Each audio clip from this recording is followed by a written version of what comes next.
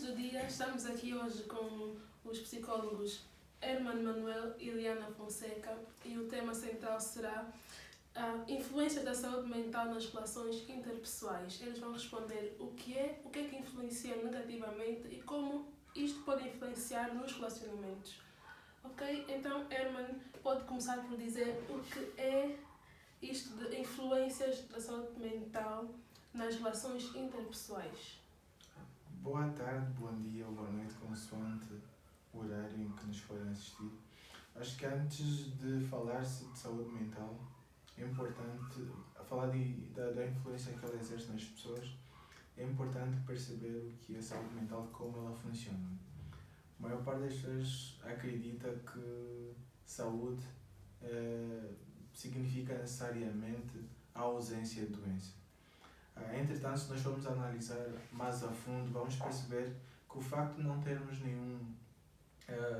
nenhuma doença não significa necessariamente que nós tenhamos em plena saúde.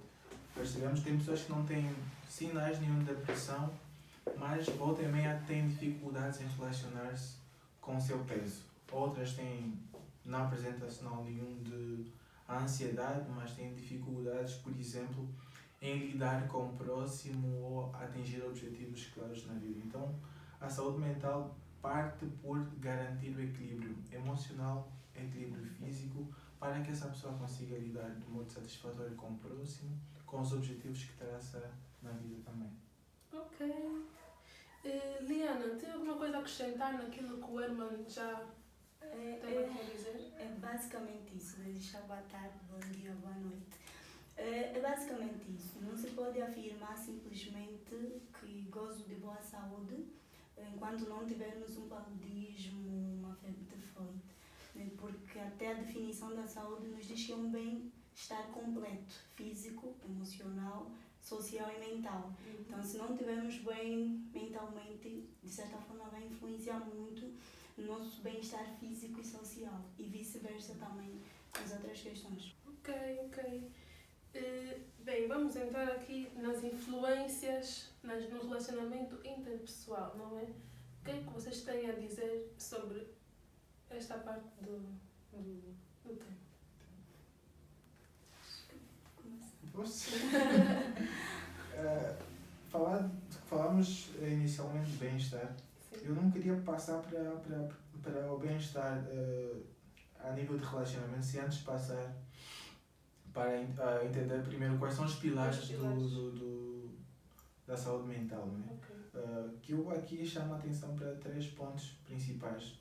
Primeiro, ter relacionamentos saudáveis, não é? Que depois vamos lá falar qual é a influência que ela tem. Depois, ter objetivos e propósitos saudáveis também. E quando eu falo propósito, não necessariamente propósito religioso, né? Falar que tem um propósito de Deus, mas todo um propósito de vida, todo um propósito que nos leva a nos motivar a atingir objetivos dia após dia. Vemos, por exemplo, pessoas que estão vivas, mas de alguma forma já não têm propósito nenhum para viver.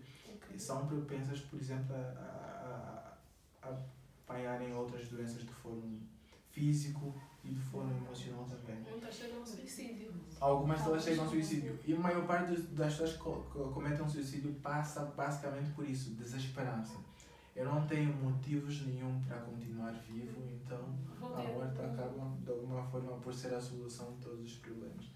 Uma das técnicas de terapia, por exemplo, é oferecer propósito para as pessoas que padecem de depressão, porque o propósito é que mantém a pessoa segurada à vida, faz com que ela continue lutando. Eu conheço casos, por exemplo, de mães que passaram por esta situação e encontram nos filhos como uma base para que ela continue. E um outro ponto passa essencialmente por ter objetivos claros. Né? Os objetivos são a nossa linha de lidar com a vida. Os objetivos, eu me refiro não apenas a objetivos a atingir objetivos, mas objetivos connosco mesmo. Quão a gente está satisfeito com a nossa aparência física, por exemplo. É uma das questões bem interessantes. Autoestima. Autoestima. Ok, Eliana. Pode perseguir assim com o raciocínio do Herman. Sim, posso. E também as outras questões fora o propósito, o foco, tudo mais, também tem aquela questão das perdas. Até certo ponto influencia muito, né, na capacidade de resiliência que a pessoa tem, a capacidade de dar volta por cima da dificuldade. Existem pessoas que quando passam por uma situação de perda, seja um emprego, alguém querido, é como se o mundo acabasse. Não tem a capacidade de superar, não tem a capacidade de seguir em frente, não tem a capacidade de encarar aquilo como uma fase. E acaba por fechar-se. Acaba por fechar-se. E isso acaba trazendo outro tipo de questões. Pode desenvolver a depressão, pode baixar a autoestima. Então, todos esses fatores acabam influenciando de certa forma. Ok. O Herman esteve a falar antes dos objetivos em um relacionamento saudável. Poderia explicar melhor o que é isto de um relacionamento saudável? Relacionamento saudável. Falar de relacionamento saudável é muito, muito importante porque é basicamente o que deixa as pessoas doentes. Nós, sem nos apercebermos, o que a gente faz, a maior parte das vezes, ajuda a pessoa a lidar com um determinado problema ou a piorar o problema que tem. Eu vejo, por exemplo, vou dar um exemplo em prática, a gente estava caminhando e num dia eu ouvi 3 reclamações de pessoas sobre chefes. É que elas reclamavam que a forma como o relacionamento delas ia com o chefe fazia com que ela quisesse sair do trabalho. Ou seja, ela ia para o trabalho e não se sentia satisfeita com o trabalho por causa da relação que tinha com o chefe. Se eu não me sinto satisfeita com a minha relação com o meu chefe, com o meu colega, eu tendo a estar triste. Não é? E se eu estou triste no local de trabalho, eu tendo a produzir menos. Se eu tento a produzir menos em parte daquele setor em que eu faço parte, produz menos, é improdutividade para a empresa. Num primeiro ponto parece que o problema é sempre pequenino e enquanto a gente for descortinando vamos perceber que o problema é um pouquinho maior. A mesma coisa acontece nos nossos lares.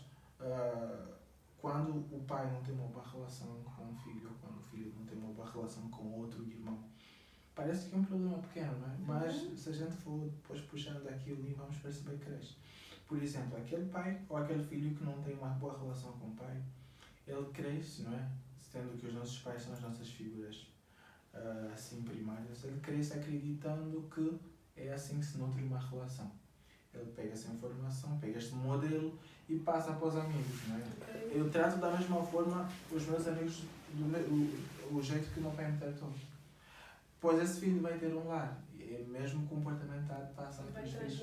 E o processo vai sendo bem circular, é como uma bola de neve, quanto mais rola, maior cresce.